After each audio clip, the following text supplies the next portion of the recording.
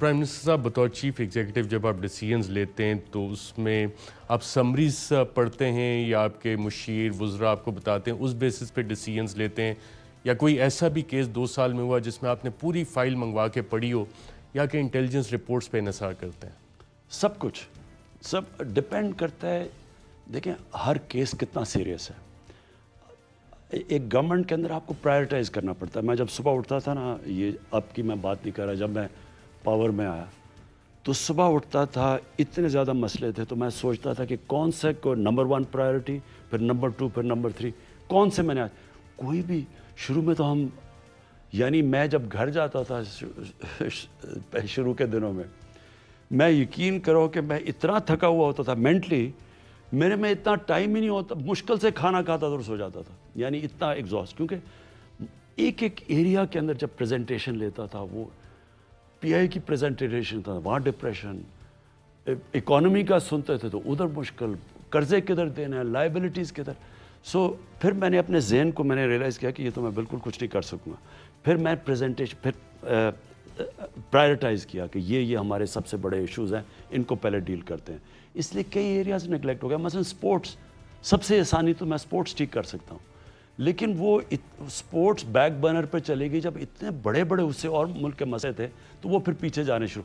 تو بیسکلی آپ کی کویسچن کا جواب یہ ہے کہ آپ پرائرٹائز کرتے ہیں، کہ آپ دیکھ لیتے ہیں. مثلا میں نے کنسٹرکشن کو پرائرٹائز اس لیے کیا کیونکہ اس میں سب سے زیادہ نوکریاں، ویلتھ کریشن، گروتھ ریٹ، قرضے واپس کرنے کی ہمارے میں طاقت آئے گی، تو اس کو پرائرٹائز کر لیا. اسی طرح میں اسمال اور میڈیم انڈسٹری کو پرائرٹائز کرنے لگا ہوں، کیونکہ سب سے زیادہ اس کے بعد امپلائمنٹ وہاں آئے گی.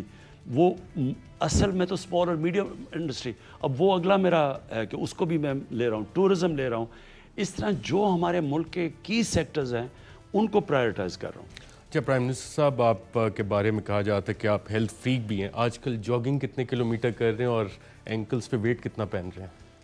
بالکل 2 سال میں میری ایکسرسائز بالکل کم ہو گئی. بہت. How do you maintain your self? بڑی مشکل سے. پیٹ میرا پہلی دفعہ زندگی میں نکل رہا ہے. مشکل ہے کیونکہ وہ دیکھیں، اگر میں عموماً میں صبح کرتا تھا، اب میں صبح زیادہ ایکسرسائز کروں تو میرے میں وہ یعنی مجھے الرٹ ہونا پڑتا ہے مینٹلی. میں افورڈ نہیں کر سکتا کہ میں تھک جاؤں دوپہر تک. اس لیے میں نے شروع میں کرتا تھا، میں دوپہر کو میں اس طرح کانسنٹریٹ نہیں کر سکتا تھا، اس لیے میں اب ایکسرسائز اتنی نہیں کرتا. اچھا پرائم منسٹر صاحب، آپ نے پوری قوم کو کہا ہے کہ گھبرانا نہیں. 2 سال ہم یہی سنتے رہے. کب تک قوم گھبرائے نہ؟ میں پی ایم ہاؤس آ رہا تھا آج، تو یہیں پہ پی ایم ہاؤس میں کس نے کہا یہ پرائم منسٹر صاحب سے ضرور پوچھیے گا. دیکھیں، ایک قوم کو فیصلہ کرنا ہوتا ہے کہ کیا ہم کس طرح کی قوم بننا چاہتے ہیں. کیا ہمیں خوددار قوم، ایک عظیم قوم بننا چاہتے ہیں، یا ہم اسی طرح رینگنا. 20 دفعہ تو آئی ایم ایف کے پاس چلے گئے ہیں. کیوں جاتے ہیں آئی ایم ایف کے پاس؟ ہم بینکرپٹ ہو جاتے ہیں.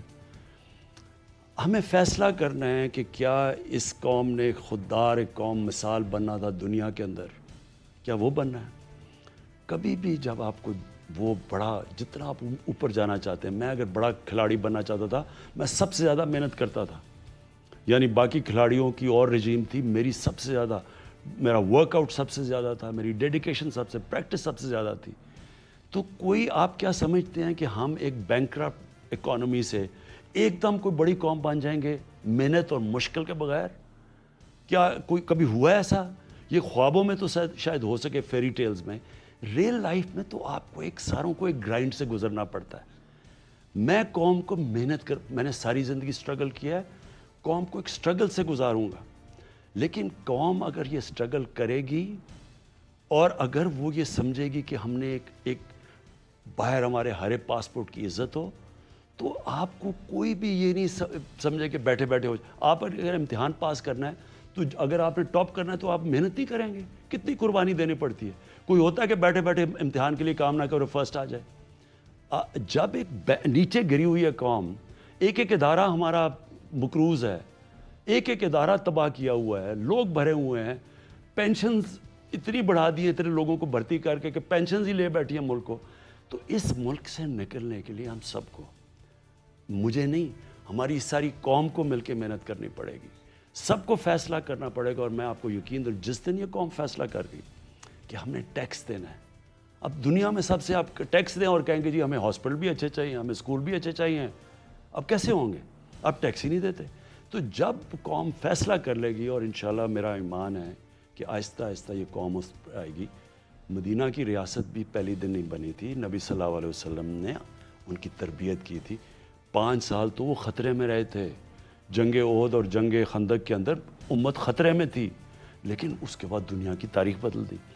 تو کتنی دیر لگے کہ میں نہیں کہہ سکتا, لیکن اس راستے پہ ہم نکل چکے ہیں. وزیر اعظم پاکستان, بہت شکریہ پروگرام میں شرکت کرنے کا. ناظرین, آج کے پروگرام میں اتنا ہی, اجازت دیجیے گا.